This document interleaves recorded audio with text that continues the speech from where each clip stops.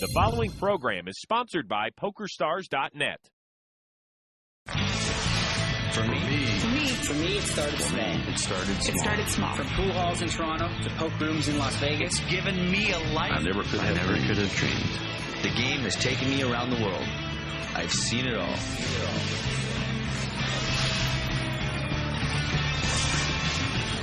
From the Windy City to Sin City, this game can make you a legend. This game can make you a champion. It may have started small. It may have started But now it's the big game. This is the next generation. It doesn't get any bigger than this. This is the PokerStars.net big game. Welcome to Las Vegas, Nevada, where we play the big game. Alongside Joe Stapleton, I'm Chris Rose, and tonight we have nearly $750,000 on the table as some of the world's best battle each other for bragging rights and big-time bucks in our state-of-the-art poker room. 11-time World Series of Poker bracelet winner and perennial ticking time bomb Phil Hellmuth Jr. starts off with $100K. To Phil's right is his good friend, the always jovial Daniel Negreanu. He starts off with $200,000. Major player in the East Coast cash game scene, Eugene Katcheloff, also kicks things off with $100,000. Also starting off with that dollar figure is the rapping sensation, Malibu's finest, Prahlad Friedman.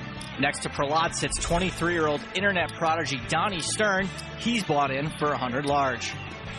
And the loose cannon is 76-year-old Andre Capella from Greenville, Tennessee. He is a former champion race car driver, and he's been staked $100,000 to play tonight. Right now, he is with Amanda Leatherman. Andre, I know you've done a lot of exciting things in your life. You're a thrill seeker. Where does this rank?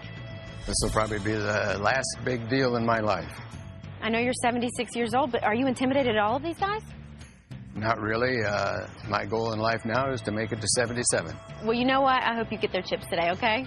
Get out there and get them. Thank you. Once again, here are the loose cannon rules. Each cannon's been staked $100,000 and keeps all profits above the initial $100K. At season's end, the loose cannon who's won the most money earns a North American Poker Tour passport worth $50,000. So I hear you're a race car driver. Used to be. Used to be? Wow. Okay, well, slow down, all right? Because we play nice here. Take it easy. You kick it into high gear maybe on Friday. Oh. Okay? Because I know that's when you're going to be down like 15,000. You start to, boom, loose cannon. Fire in the hole. Right? A lot of cannons blow up. Let's see how big this cannon's going to fire early. Well, it's on you. Just limps. That's what I'm talking about. Andre starting things off pretty passively, opts not to raise his big suited ace. Action folds over to Katcheloff. Calls. Pocket aces for Daniel. First hand pocket aces. Kick it up a lick. To 2,000. All right. Hellmuth calls. 2,000 total? Yeah. Two yellow ones. Two pretty little yellow ones right there. Andre's in. So's Eugene. We're only one hand in, and already Daniel's talking the loose cannon into making bad calls. 10-5-8. Negreanu's ace is still best. Daniel's way out in front with his aces. No one else has caught any piece of this flop. Daniel fires $6,000.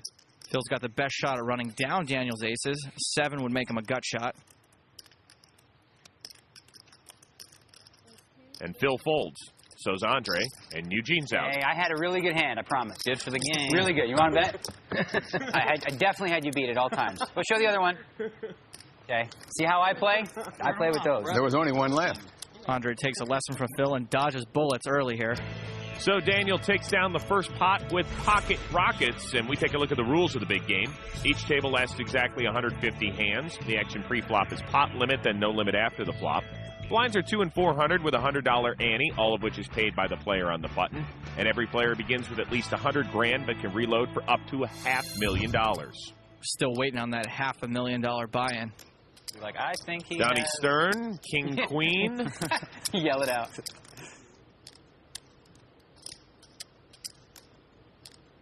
Raises to 1,200. 7-5 for Prahlad Friedman. Folds.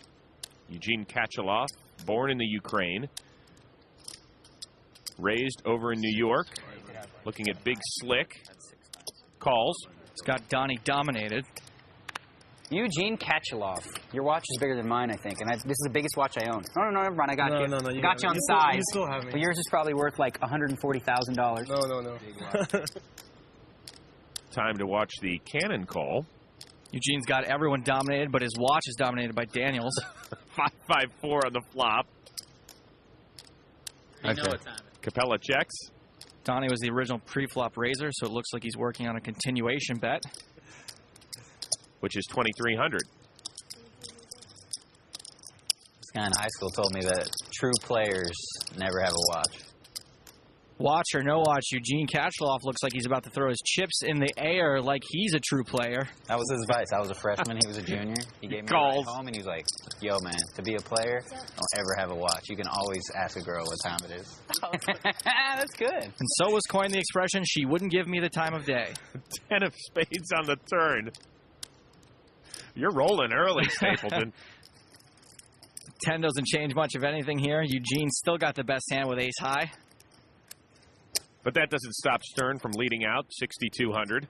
Donnie's continuing to continue. The second barrel is going to make it tough for Eugene to stick around with ace high, even though it's the best hand.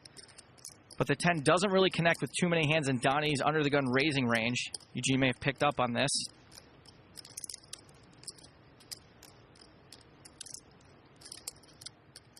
Kachelov does call. This call may stop Donnie right in his tracks.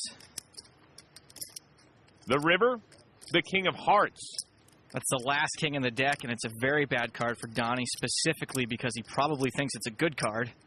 He's just rivered top pair. In most situations, this would be the most ob value bet ever.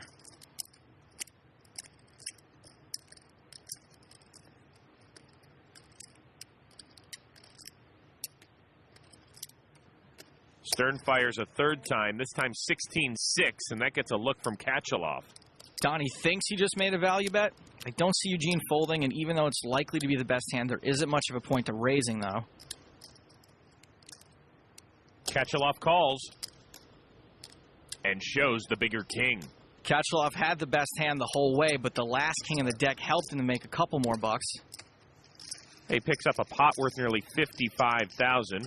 Maybe Eugene can reinvest it in his hedge fund business. Case king, wow. So what did you race? What are you, a NASCAR guy? Road racing. What do you mean road Started racing? with motorcycles, sports cars, road racing. Yeah. Times Grand Prix, Can-Am races, stuff How long like ago that. was that? About Was it 19 before or like since he won his last bracelet? That was 07. Late 50s and 60s. Late 50s and late 60s? I quit in 68. How'd you quit? I was amateur champion and 32 years old and broke. And I had 100 trophies and nobody'd buy them. I knew Andre bore a striking resemblance to Burt Reynolds. Yeah, he parked his Trans Am outside.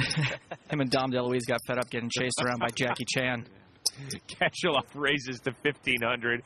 Pocket kings for Daniel, so he's already had aces and now kings. Oh, poor Daniel had to wait one whole hand in between monsters. Re-raises to 4,500. Phil folds. Ace-8 suited, but Capella folds. Pretty easy fold after a raise and a re-raise. Donnie Stern's out. This is a Phil Hellmuth top 10 hand, gentlemen.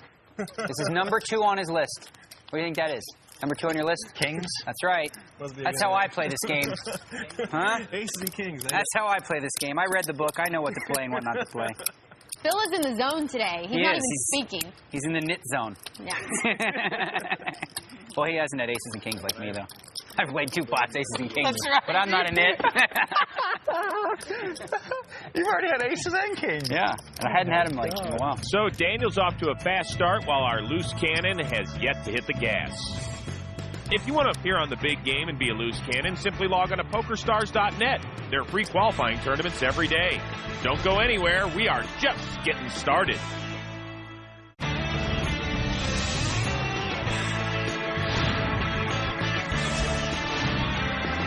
Welcome back to Las Vegas, where 76-year-old online qualifier Andre Capella is in the game of his life. He's down just over 4,000 in the early going.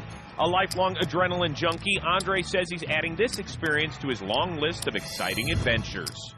I'm Andre Capella from Greenville, Tennessee. I learned to drive in Colorado on mountain roads, and I always liked that sliding around the corners routine.